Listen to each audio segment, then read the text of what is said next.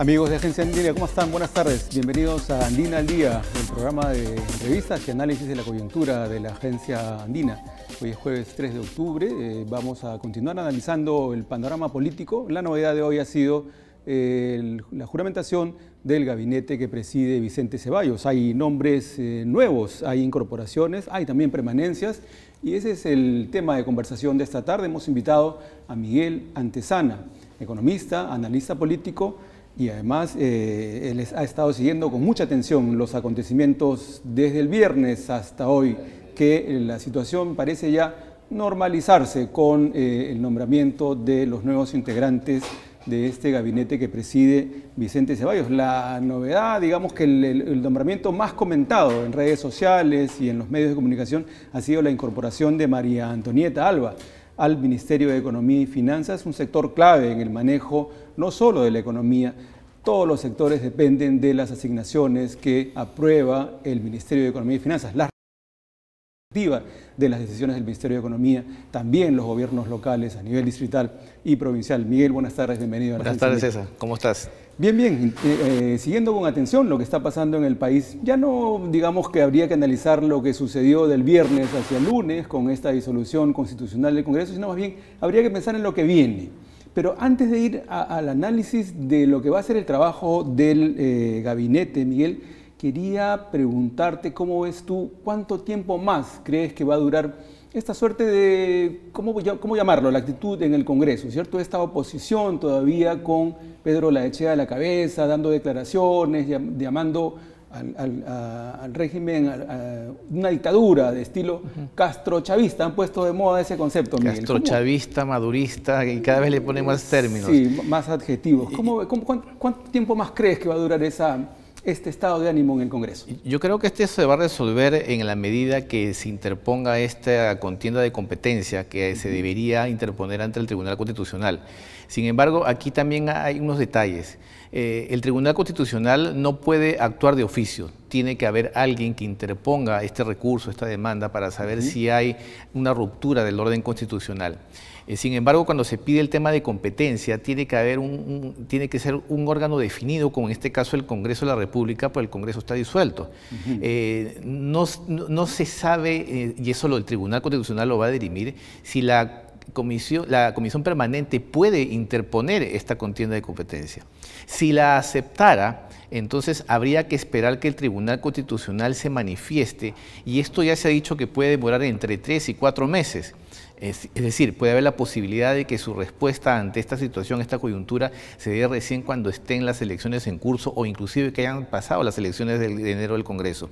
Por lo tanto, yo creo que esto, en primera instancia, en el corto plazo, la primera medida que vamos a saber si esto de alguna manera se zanja es si el Tribunal Constitucional acepta este recurso. Si no lo aceptase, entonces estaríamos viviendo una continuación de este orden que tú habías dicho que se está como recomponiendo para que el Ejecutivo y con lo que queda el Legislativo, que es la Comisión Permanente, si no sigan su curso hasta las elecciones de enero del próximo año. Lo que hemos visto ayer en realidad es también una posición bastante radical más que en los mensajes que se iba compartiendo en la cuenta de Twitter del Congreso, que eran las intervenciones de los parlamentarios, bueno, de los miembros de la Comisión Permanente, bastante encendidas. ¿Qué Tribunal Constitucional? El señor Ortiz de Ceballos está pidiendo su incorporación al Tribunal Constitucional. Hoy en la mañana estaba, ¿cierto? Ha estado ahí tocando la puerta, pidiendo fecha para su asunción de mando. Y esto también forma parte de esta especie de limbo en el que vivimos, porque recordemos que la elección de este magistrado se dio dentro del marco de un clima muy alborotado y también hubo una solicitud de reconsideración de esta votación. Recordemos que hubo un voto que no fue marcado de la congresista Foronda. También hubo una situación en reconsideración porque no solamente este voto inexistente, sino también que se contó el voto de la congresista Vilcatoma, que no estaba presente y se la consideró como si hubiese votado. Por lo tanto, mientras no se resuelvan estos pedidos, y estos pedidos tiene que resolverlo nuevamente el Pleno del Congreso, y actualmente no está el Pleno del Congreso, está disuelto. Entonces, mientras no suceda eso, no se haya respondido a esta solicitud de revisión de la votación, este magistrado todavía no está siendo nombrado, porque tiene que ser ratificado por el Pleno una vez que se hayan respondido a esta solicitud de reconsideración de los votos. Por lo tanto, esta votación todavía no está suficientemente clara para que él pretenda asumir ese cargo.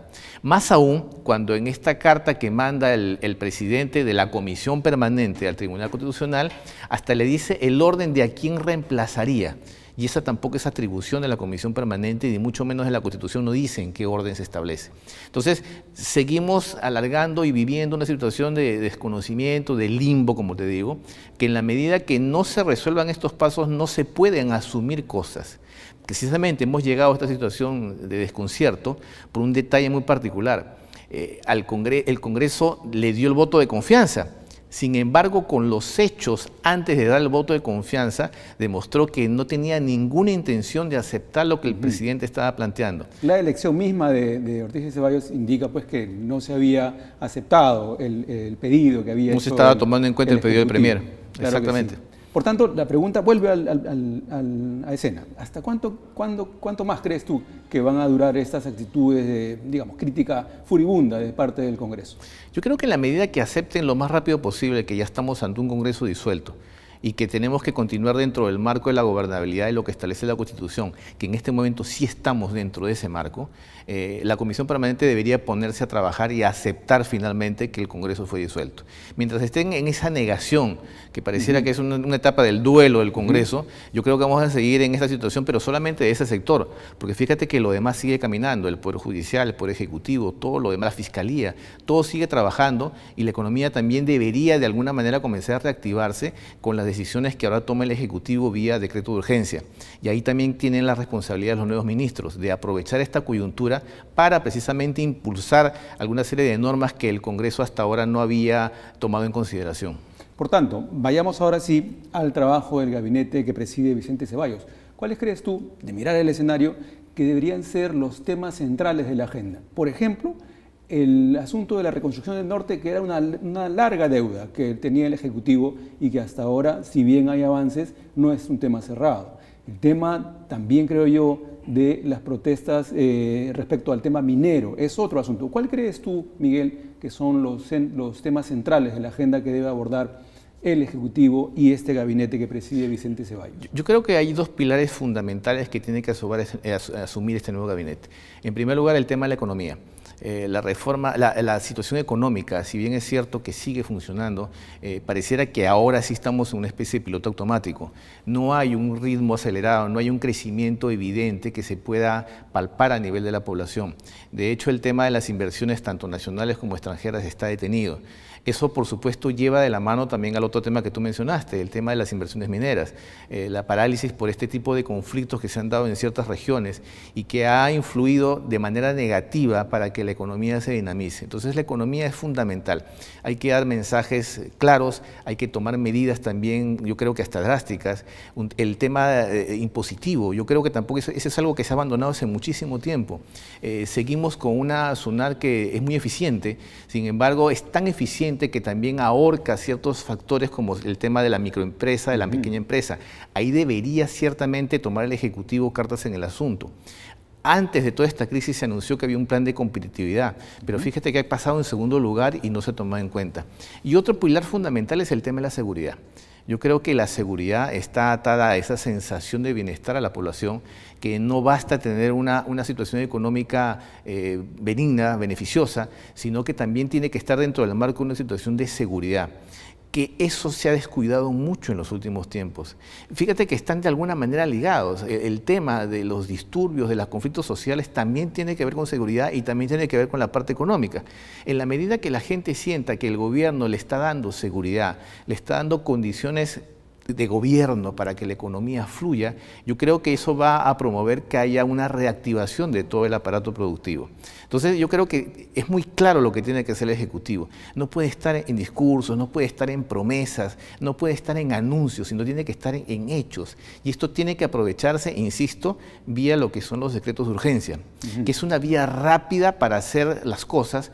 Pero ojo, dentro del marco en la Constitución, tampoco por supuesto se puede pasar, exceder, se puede exceder, exactamente. Actores centrales del manejo del país como los gobernadores regionales y los alcaldes, tanto distritales como provinciales, se pronunciaron en los últimos días a favor, respaldando un poco la medida tomada por el presidente Vizcarra. Sin embargo, han dejado claro que hay una agenda por trabajar a ese nivel, en la relación del Poder Ejecutivo con las regiones y con los municipios. Y esa relación se maneja básicamente a través de las transferencias, de la transferencia de los recursos, porque los gobiernos regionales lo que quieren es ejecutar, ¿cierto?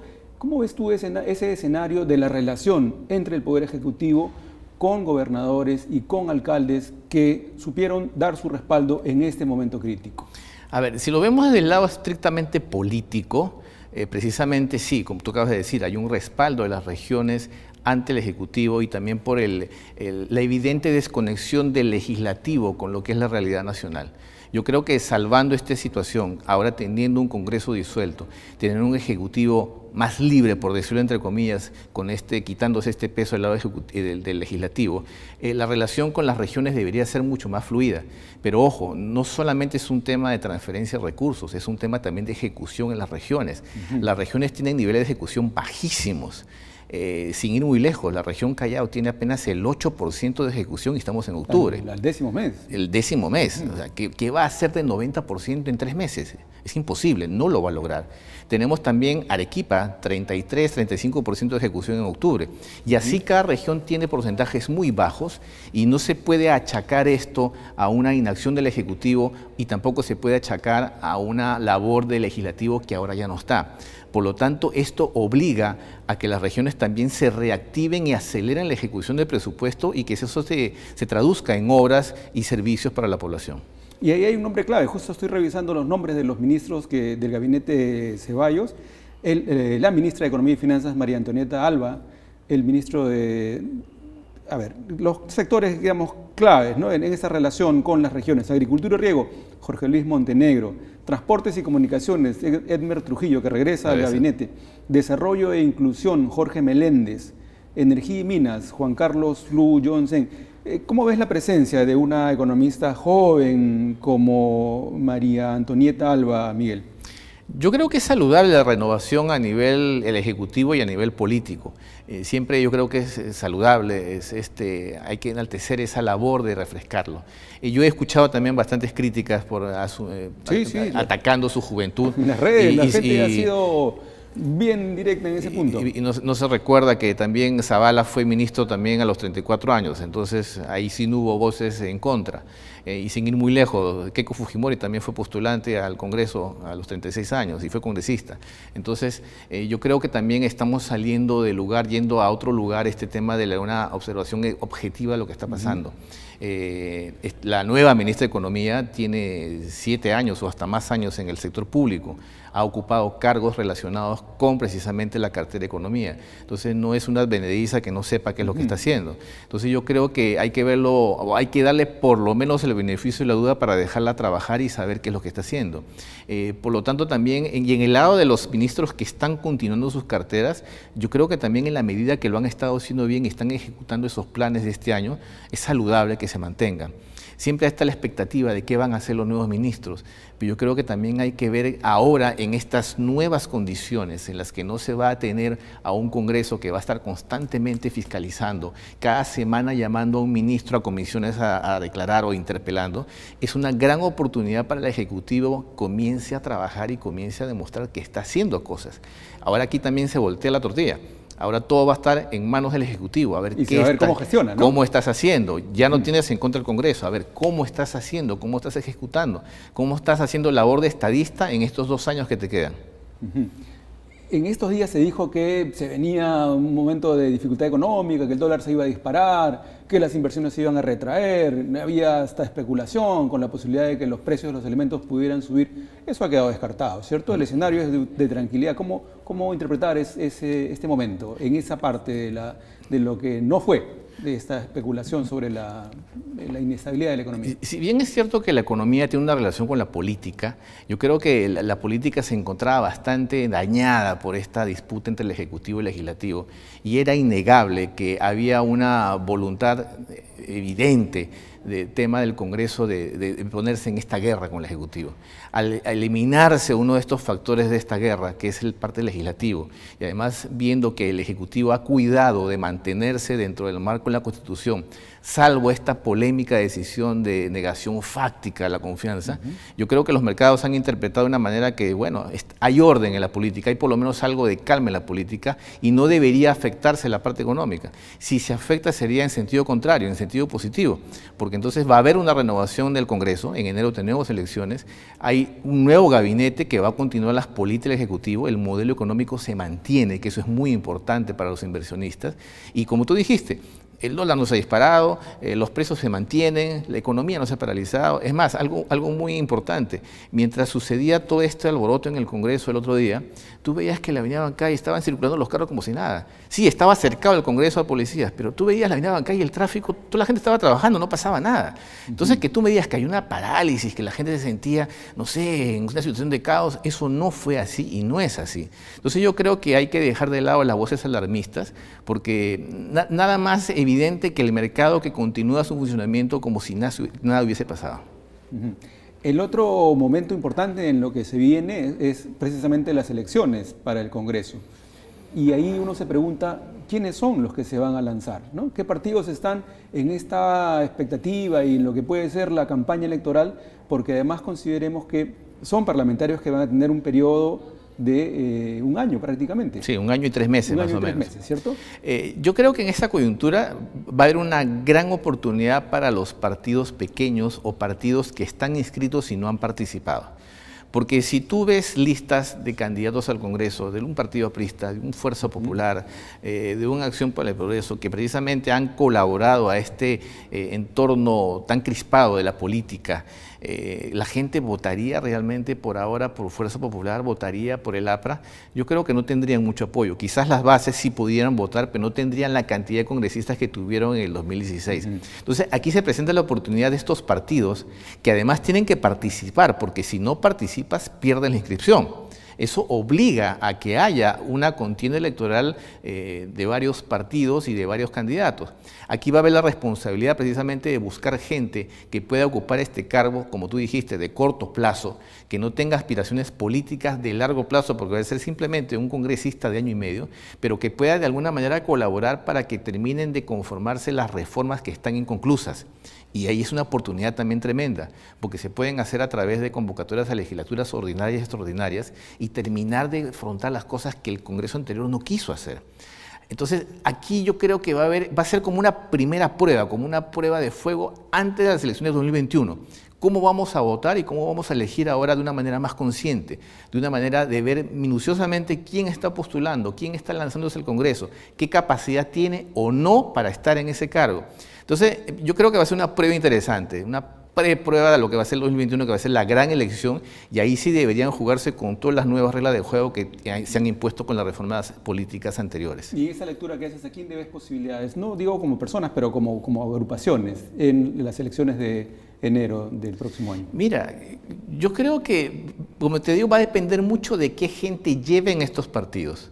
Porque puede ser un partido que quizás nadie se ha enterado que está inscrito y que va a participar, pero que tiene una serie de personas que tienen las capacidades suficientes para ocupar esos cargos. ¿Quiénes? No lo sé, porque como te digo, también requiere un desprendimiento de la persona porque sabe que va a ser congresista solamente por 1 año o 3 meses. Eso tiene que estar muy claro. Entonces, personas que tienen proyección de largo plazo, que quieren ser congresistas con todo derecho, 5 años, van a esperar recién para el 2021. Es muy probable que ocurra eso y es respetable también. Sin embargo, a quienes llevemos a este Congreso de transición, tienen que ser personas también capacitadas, tienen que ser personas que puedan ocupar realmente el cargo y puedan hacer obra. No vale la pena repetir todos los currículos que hemos visto de las personas que han estado anteriormente, pero no deberíamos llevar a gente de ese tipo ahora. Ahora, ¿vamos a votar por los mismos partidos? Eso yo creo que es una gran incógnita que creo que en este momento, si le preguntaras a la gente, diría que no. Por eso decía al inicio, esta es una gran oportunidad para los demás partidos, para los partidos pequeños, para los partidos que quizás todavía no han tenido figuración y que a través de una lista de gente preparada, académica, profesional, con ganas de hacer las cosas, gente joven, puedan llevar a este Congreso de transición hasta el 2021. ¿Y estos partidos, crees tú, Miguel, los que se han jugado por enfrentarse a las decisiones del presidente Vizcarra, que ya conocemos, el fujimorismo, el aprismo principalmente, crees que tengan alguna posibilidad de volver en las elecciones del 2021 ya, en las generales? Va a depender mucho de la conciencia ciudadana. O sea, siempre va a haber un sector de la población que va a estar a favor de esos partidos políticos, gente que cree en esos partidos, gente hasta fanática de los partidos, y es respetable que sea así. Pero no hemos visto, perdona que te corte, no hemos visto en estos días movilizaciones ni pronunciamientos de respaldo a esa posición, ¿no? Llama la atención. Porque creo que la coyuntura no se da para eso. Pero cuando estemos en el proceso de las elecciones previas, cuando empiece la campaña para las elecciones de enero, yo creo que ahí sí vamos a ver a estas personas que son seguidoras de sus partidos políticos. Sin embargo, yo creo que ahí, como te decía, la gente no necesariamente va a mirar con buenos ojos a estos partidos que nos han llevado a esta crisis y nos han llevado a esta solución. En el voto finalmente es que se va a ver la respuesta real de la población. En este momento yo diría que por supuesto que no van a recibir un apoyo mayoritario como en el 2016. O sea, en el próximo Congreso del enero de 2020, yo no veo por ningún lado una mayoría fujimorista. Es raro. Sin embargo, recordemos que Martín Vizcarra no tiene un partido político, tampoco hay una bancada del presidente Vizcarra. Entonces, ¿qué partido va a ser el que apoye al presidente hasta el 2021? Esa va a ser una gran incógnita y habría que ver también cómo comienza a moverse el tablero político en las próximas semanas. El día de la disolución del Congreso, a quien sí vimos muy activo y además estuvo en la manifestación anoche en la avenida Bancay, fue Julio Guzmán. ¿Qué posibilidades le ves a él? No sé si es que le ha hecho bien o no lanzarse tan temprano y además presentarse públicamente, porque luego han salido algunas críticas también respecto a su movimiento. Han salido, por ejemplo, algunos videos de simpatizantes, de gente que está a cargo de la recolección de firmas, ofreciendo lo que se llaman las prebendas, ¿cierto? A cambio de las firmas. ¿Cómo ves tú la participación de Guzmán en este momento y sus proyecciones para el 2021?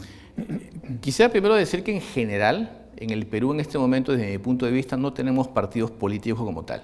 Tenemos agrupaciones que tienen intenciones políticas para llegar al poder, pero un partido político en el sentido estricto, en el que hay una ideología, que hay un plan de gobierno, que hay unos lineamientos de pensamiento, tendencias económicas, no las hay. Hay agrupaciones que tienen intenciones de llegar al poder. Dentro de este contexto está el Partido Morado y la cabeza visible es Julio Guzmán porque tiene toda la intención de volver a candidatarse a la presidencia. Y está bien, es respetable su deseo. Sin embargo, en medio de la coyuntura política, los partidos políticos hacen presencia política. Tienen que tener una voz, tienen que tener una posición, una postura frente a lo que está pasando. Y en el caso de Guzmán, que tú me preguntas, no se ha visto que haya tenido una postura en los momentos más, digamos, delicados, sino que ha salido después de que las cosas han sucedido.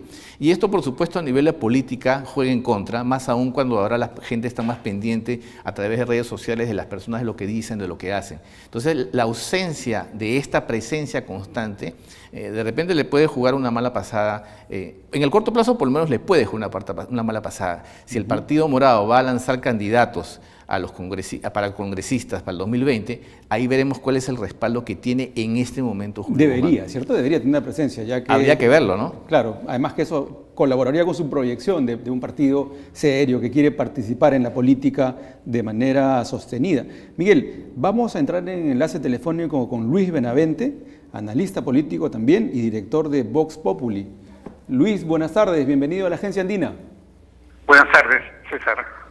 Luis, ¿cómo evalúas tú lo que viene? Ya no nos refiramos a lo que ha pasado en los últimos días, sino a partir de la juramentación del gabinete que preside Vicente Ceballos, ¿cuáles crees tú que van a ser los principales desafíos del gobierno y del Poder Ejecutivo, concretamente en este gabinete recompuesto y que tiene que ponerse a trabajar según la expectativa también expresada por las regiones y por los municipios?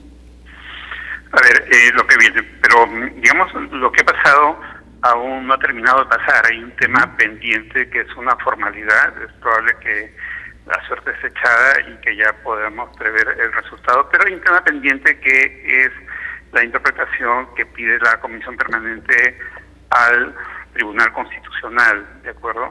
Con lo cual quedará definitivamente zanjado, dado que hay constitucionalistas interpretando la Constitución de acuerdo con la decisión del presidente y hay otros que interpretan la Constitución en desacuerdo con la decisión de disolver el Congreso, de tal manera que el tema de la disolución del Congreso, como cualquier otro tema que tenga implicancias legales, es cuestión de interpretación, ¿no? Finalmente, el gran interpretador es el Tribunal Constitucional.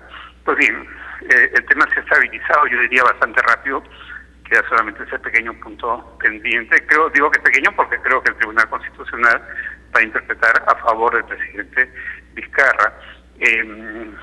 La cosa se estabilizó rápidamente.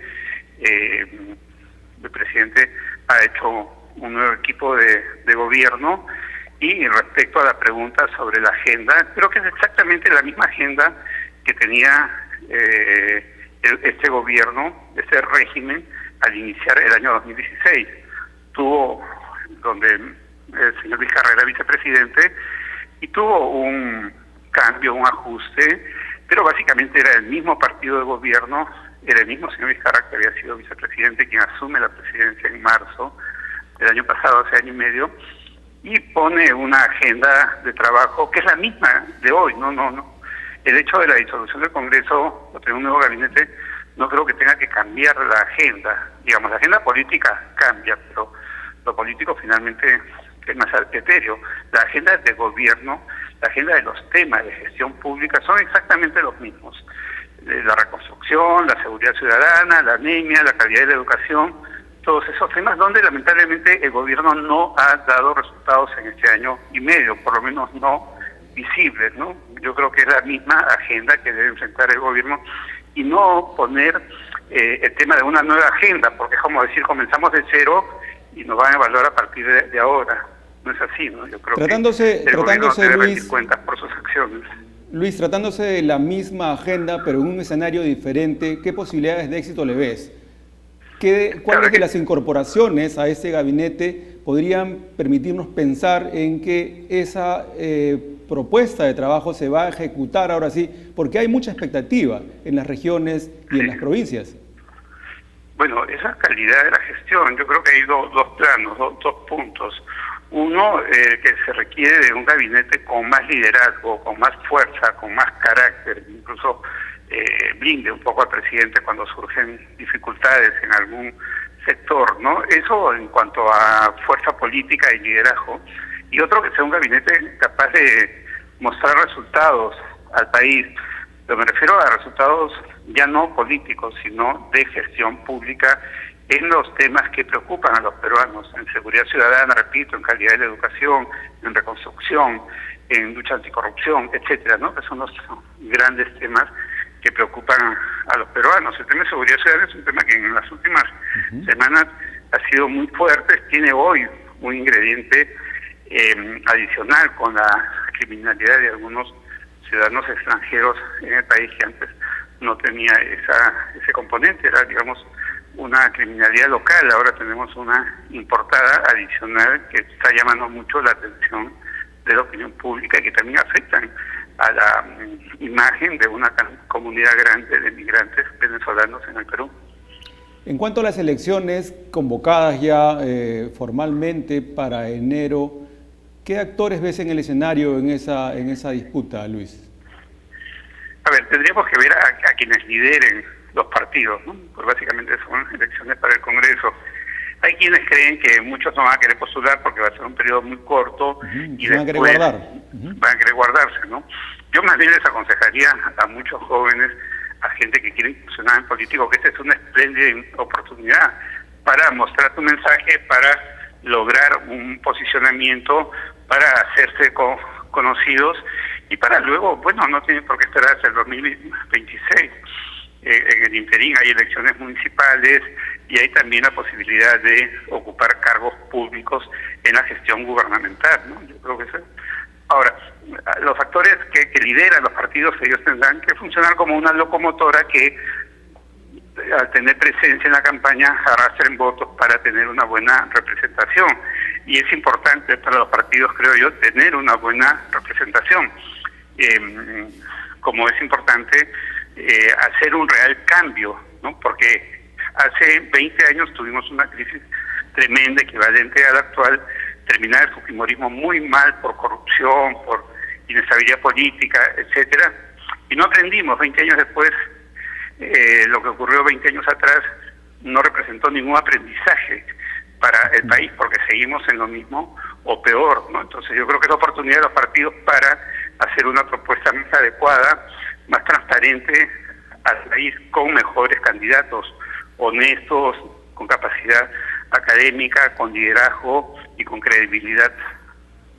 Antes de despedirnos, Luis, quisiera que hagas un análisis sobre lo que podría ser, qué posibilidades hay de que el gobierno de Martín Vizcarra tenga una continuidad. Yo sé que no tiene bancada, sé que no tiene partido político, sin embargo, hay un sector que lo respalda. ¿Crees que podría encarnarse en alguna agrupación una propuesta que sea como de continuidad de Martín Vizcarra y de su propuesta del 21 para adelante?